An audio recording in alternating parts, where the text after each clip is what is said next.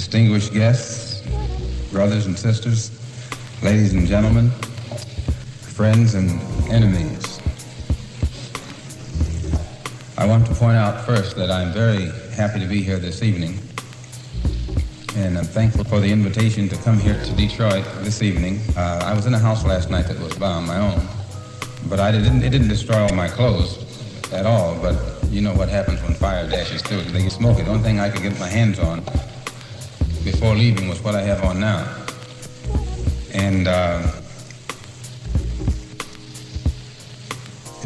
it isn't something that made me lose confidence in what I'm doing, because my wife understands, and I have children from this size on down, and even in their young age, they understand. I think they would rather have a father or brother, or whatever the situation may be, who will take a stand in the face of any kind of reaction from narrow-minded people, rather than to compromise and later on have to grow up in shame and in disgrace.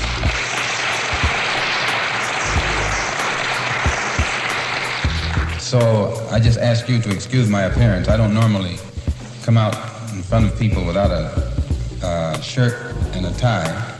I guess that's somewhat a holdover from the black Muslim movement, which I was in, and that's one of the good aspects of that movement. It teaches you to be very careful and conscious of how you look, which is a positive contribution on their part.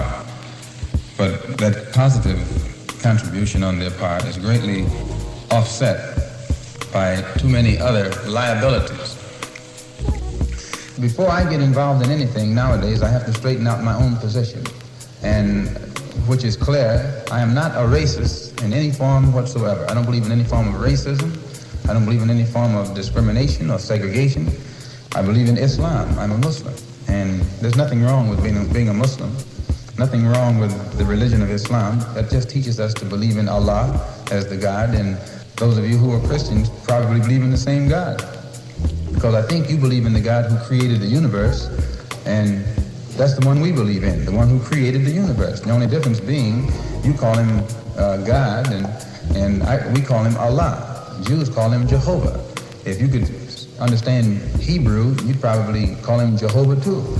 If you could understand Arabic, you'd probably call him Allah. But since the white man, your friend, took your language away from you during slavery, the only language you know is his language, your friend's language. So you call for the same God he calls for. When he's putting a rope around your neck, you call for God, he calls for God.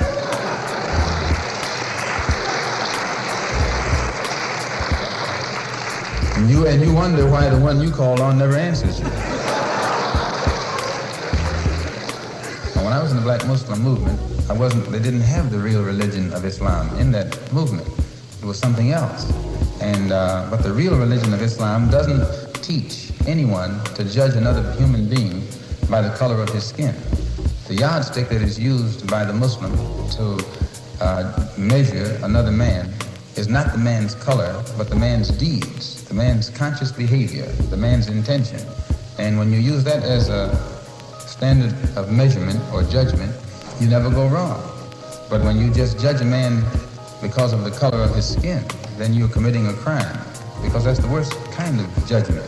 If you judge him just because he was a Jew, that's not as bad as judging him because he's black. Because a Jew can hide his religion. He can say he's something else, in which a lot of them do that. They say they're something else. But the black man can't hide. When they start indicting us because of our color, that means we're indicted before we're born, which is the worst kind of crime that can be committed.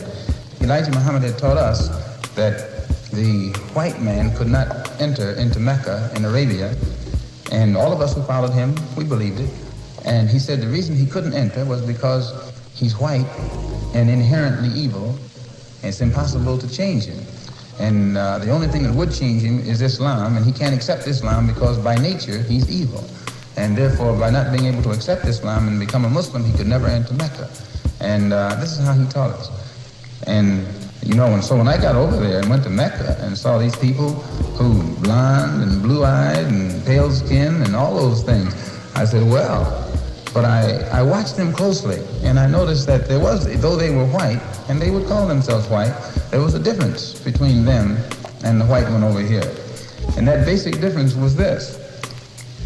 In Asia or the Arab world or in Africa, where the Muslims are, if you find one who says he's white, all he's doing is using an adjective to describe something that's incidental about him, one of his incidental characteristics. So there's nothing else to it. He's just white. But when you get the white man over here in America and he says he's white, he means something else. You can listen to the sound of his voice when he says he's white. He means he's boss. That's right. That's what white means in this language. You know the expression free, white, and 21. He made that up. He's letting you know all of them mean the same. White means free, boss. He's up there. So that when he says he's white, he has a little different sound in his voice. And I know you know what I'm talking about. Despite the fact that I saw that Islam was a religion of brotherhood, I also had to face reality.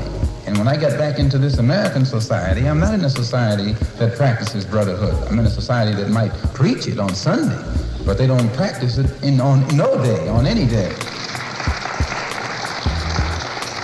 And so since I could see that America itself is a society where there is no brotherhood, and that this society is controlled primarily by racists and segregationists, and it is, this is a society whose government doesn't hesitate to inflict the most brutal form of punishment and oppression upon dark-skinned people all over the world. To wit, right now, what's going on in and around Saigon and Hanoi and in the Congo and in elsewhere. They are violent when their interests are at stake. But with all of that violence that they display at the international level, when you and I want just a little bit of freedom, we're supposed to be nonviolent. They're violent. They're violent in Korea, they're violent in Germany, they're violent in the South Pacific, they're violent in Cuba, they're violent wherever they go. But when it comes time for you and me to protect ourselves against lynchers, they tell us to be nonviolent.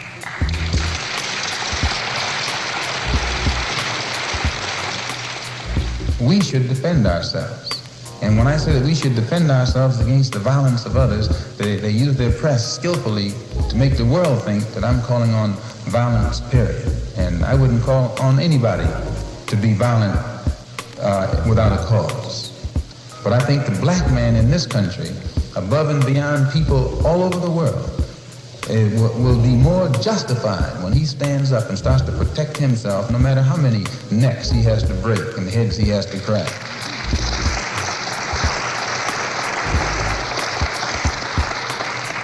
I saw in the paper where on the television where they took this black woman down in Selma, Alabama, and knocked her right down on the ground, dragging her down the street. You saw it. You trying to pretend like you didn't see it because you knew you should have done something about it and didn't.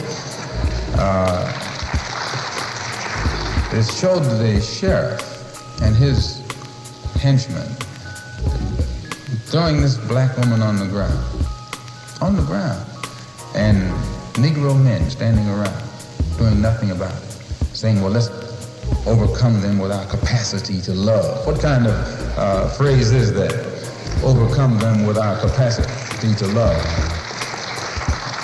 And then it disgraces the rest of us because all over the world the picture is flashed showing a black woman with some white brutes with their knees on her, holding her down, and full-grown black men standing around watching it. Why, you are lucky they let you stay on earth, much less stay in the country.